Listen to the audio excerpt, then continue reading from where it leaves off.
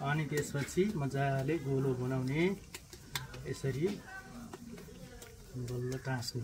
यसमा चाहिँ तपाईको लङ सुक्मेल गडी चिनी अनि पानी हालेर राम्रोसँग मुस्ने अलिक सारो बनाएर अनि यस्तो बाक्लो तावामा गाईको घिउ हाल्ने।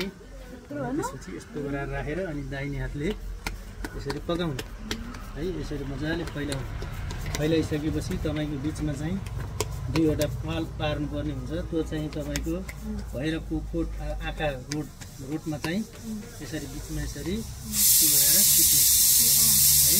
यस्तो गराइसकेपछि यो चाहिँ रोट हो। कसैले आवश्यकता अनुसार बाहिरबाट नरिवल टाँस्नु हुन्छ। मैले चाहिँ भित्रै मुस्छु नरिवल भित्र मुस्छु। हजुर हो, यो बिचको भाग चाहिँ तपाईको मूर्तिमा त्यहाँ चढाइदिनुहुन्छ पण्डितले है। मेन चढ्ने भाग भनेको बिचको भाग। यसो गरेपछि मानालाई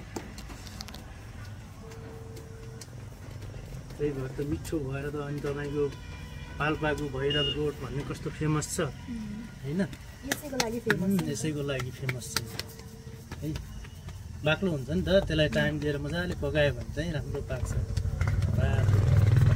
पाक्छ तपाईँको मानाको रोड चाहिँ फर्काएर पकाउने चलन हुन्छ।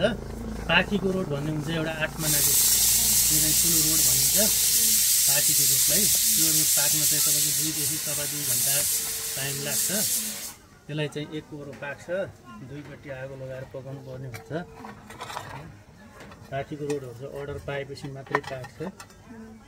हामीलाई पाखीको चलाउनु छ भनेपछि यसरी घिउ हालिदिने डुबाएर। त्यसो गरेपछि तपाईँको रोटी डढ्दैन, कालो हुँदैन।